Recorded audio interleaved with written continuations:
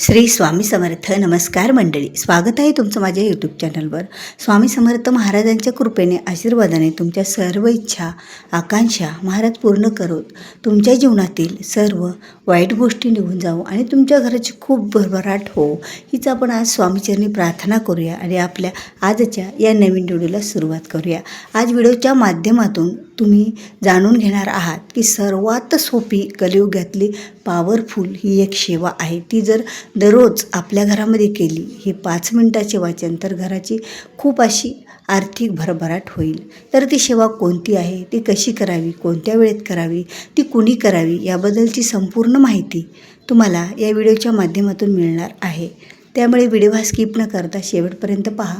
तुम्ही जर माझ्या या यूट्यूब चॅनलवर नवीन असाल, अद्याप चॅनलला सबस्क्राईब केलेलं नसेल तर चॅनलला सबस्क्राईब करायला विसरू नका. कारण जेव्हा केव्हा मी अशी नवीन आणि महत्त्वाची माहितीपूर्ण व्हिडिओ चॅनलवर अपलोड करेल त्यावेळेला त्याचं नोटिफिकेशन हे तुम्हाला अगोदर मिळेल आणि तुम्ही माझा एकही व्हिडिओ हा मिस करणार नाही आहेत. आता कलियुग असं युग आहे, या युगामध्ये थोडीफार जरी कोणत्याही गोष्टीची मिळण्यासाठी सेवा केली तर ती लगेच त्या सेवेचं फळ मिळत असतं.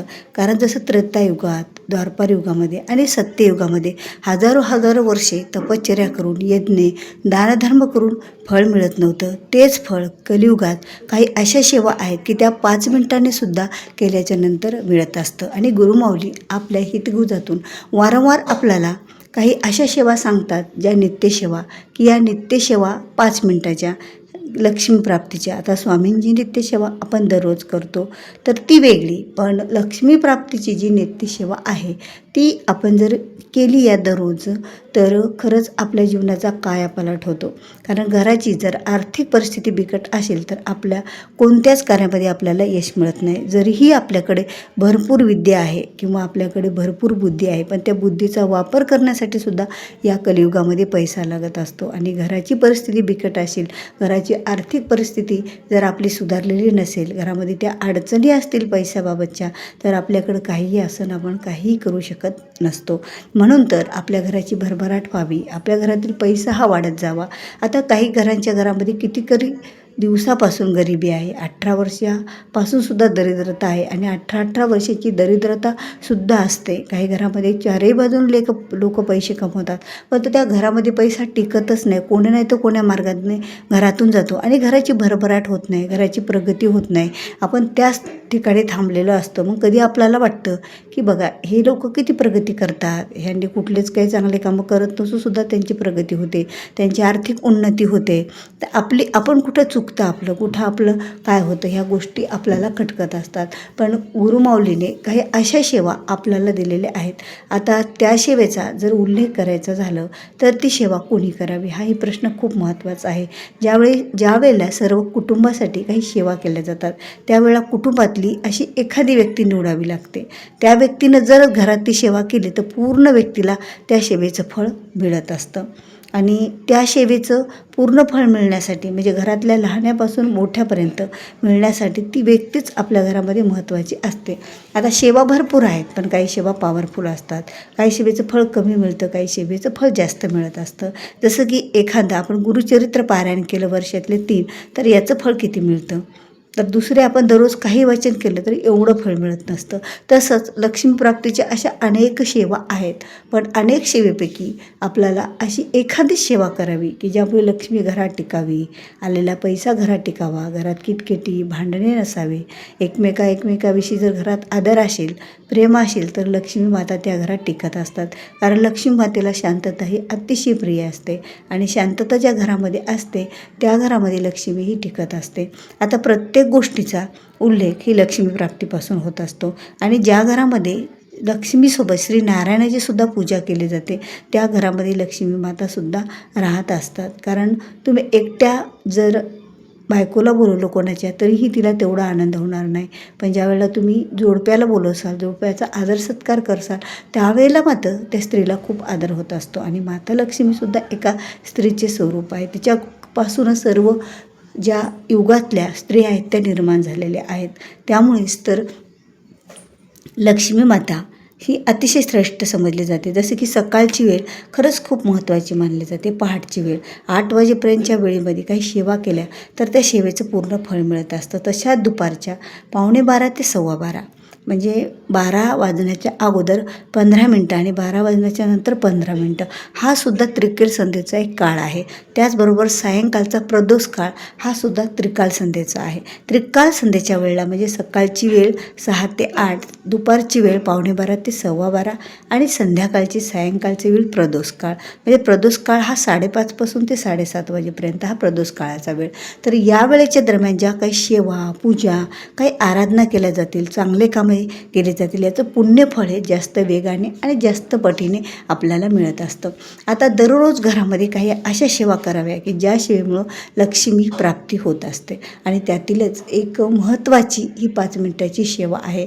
यामुळे घराची जी आर्थिक परिस्थिती आहे ती खूप सुधारेल आणि घराची भरभराट व्हायला वेळ लागणार नाही आहे. तर आता ही जी सेवा आहे ती घरातील कुलस्त्रीने करावी. म्हणजे घरात जी मोठी स्त्री आहे त्या स्त्रीने जर ही सेवा केली तर आणखीनच आपल्याला त्या सेवेचं फळ मिळत असतं. सर्व कुटुंबांना त्या सेवेचा फायदा होतो. तर त्या सेवेसाठी आपण सकाळची एक वेळ निवडावी, दुपारची किंवा संध्याकाळची वेळ निवडावी. तुम्हाला या तिन्ही वेळेपैकी एक वेळ निवडायची आहे. आता तुम्ही सकाळची वेळ निवडली वेळ असेल तर ठीक, किंवा सायंकाळची दिवा अगरबत्तीला, किंवा दुपारची 11:15 ते 12:15 ह्या 3 वेळेपैकी एक वेळ निवडावी. घरातील जी कुलस्त्री आहे, जी कर्ती स्त्री आहे, घरात मोठी आहे, जसं की सासू आणि सून आहे, तर त्या सासूने सुद्धा ही सेवा करावी. ज्या वेळेला सासूला जमत नसेल ही सेवा करायला त्यावेळेला सुनेने करावी. आता सासूला सेवा करायची म्हणजे तिला वाचन करायचं म्हटलं तर वाचता यायला हवं. आता वाचन करताना काही गोष्टी महत्त्वाच्या आहेत. हे वाचन 5च मिनिटाचं आहे, पण त्यावेळेला घरात शांतता हवी. 5 मिनिटाच्या वाचनाच्या मधामध्ये कुणाचा कर्कश आवाज, कुणाचा रडण्याचा आवाज, किंवा टीव्हीचा आवाज, किंवा कुणाच्या घरामध्ये भांडणे असं काही नसायला पाहिजे. घरामध्ये शांतता असायला पाहिजे, कारण लक्ष्मी मातेला शांतता अतिशय प्रिय आहे. त्यामुळे घरात शांतता असायला पाहिजे. मग ती वेळ कोणतीही निवडा. मग त्यावेळेला घरामध्ये अगरबत्ती आणि धूप लावलेली पाहिजे, कारण अगरबत्ती आणि धूप हे अग्नीची साक्षी असते. अग्नीच्या साक्षीने केलेल्या पूजा कधीही वायाला जात नसतात. म्हणून अगरबत्ती धूप लावून घ्यावी. देवपूजा करून घेतलेली असावी आपल्या घरातील. त्यासमोर देवासमोर एक आसन टाकावं जे की आपल्याला बसण्यासाठी. कारण जर तुम्ही जमिनीवर बसून पूजा करत असाल, कोणत्या सेवा करत असाल, कोणती भक्ती करत असाल, तर ते सर्व पूजेचं फळ, त्या सेवेचं फळ हे इंद्राला जात असतं जमिनीवर केलेलं. म्हणून तर आसन टाकलं जातं शास्त्रानुसार. मग आसनावर बसावं, दिवा अगरबत्ती लावलेली असावी आणि आपल्याला श्री सूक्त म्हणजे असं सूक्त आहे की ज्या सूक्तामध्ये लक्ष्मी मातेचं पूर्ण तिचं वर्णन केलेलं आहे, त्यांची स्तुती केलेली आहे. बघा, स्तुती कुणाला प्रिय नसते? प्रत्येकाला स्तुती प्रिय असते. आपलीसुद्धा कोणी जर स्तुती केली तर आपल्याला खूप आनंद होतो. आपली जर कोणी निंदा केली तर आपल्याला राग येतो. त्याचप्रमाणे श्रीसूक्त हे लक्ष्मी मातेचं एक स्तुती आहे आणि त्यावेळेला श्रीसूक्ताचं पठण आपण हात जोडून करावं. आता श्रीसूक्ताचं वाचन तुम्ही संस्कृतमधून करू शकता किंवा मराठीतून करू शकता, जसं तुम्हाला जमेल तसं. मग श्रीसूक्ताचं वाचन करायला फक्त 5 मिनिटाचा वेळ लागतो. एक वेळा श्रीसूक्त वाचून त्यातच फलश्रुती आहे तीसुद्धा म्हणून घ्यावी. हात जोडून अगरबत्ती दिवा लावलेला असावा. शक्यतो तुपाचा दिवा असेल तेवढ्या वेळेपुरता तर आणखीनच चांगला राहील. एकच वेळा श्रीसूक्ताचं पठण करावं. आता आज जर सकाळी वाचन केलं तर उद्या दुपारी करू शकता, कधी संध्याकाळी करू शकता. या 3 वेळेपैकी दिवसातून आज उद्या असा वेळ तुम्ही बदलू शकता, पण या 3 वेळेपैकी एक वेळ ठेवा जे की घरात लक्ष्मी येण्याची वेळ असते असं म्हटलं जातं. शुभ वेळ ही मानली जात असते. ही वेळ पूजेसाठी महत्त्वाची मानली जाते. ती त्रिकाल संध्येची वेळ असते. तर त्यावेळेला श्रीसूक्ताचं एकच वेळा पठण करावं अगरबत्ती दिवा लावून आणि मोठ्या आवाजात करावं, ज्यामुळे सगळे जे घरातील गरिबी येण्याचे जे कारणे आहेत, गरिबी येण्याच्या ज्या गोष्टी आहेत त्या घरातून निघून जातील आणि लक्ष्मी माता ह्या घरामध्ये या वाचनामुळे आकर्षित होतील. कारण स्तुती केली तर माता लक्ष्मी उभ्या येऊन राहणारच तुमच्या घरामध्ये आणि तुमच्या घरात ठाणं करून बसणार. ज्यावेळेला लक्ष्मी माता घरामध्ये ठाणं करून बसतात त्यावेळेला आपल्या घरातील गरिबी निघून जाईल आणि आपल्या घराची खूप अशी भरभराट होईल, आर्थिक उन्नती होईल, आपल्या कुटुंबाची प्रगती होईल. मग मुलांची, पतीची, कुटुंबाची, घराची, सर्व गोष्टींची प्रगती व्हायला वेळ लागणार नाही. तर खरंच तुम्हाला हा जर व्हिडिओ आवडला असेल तर व्हिडिओला लाईक करा, शेअर करा.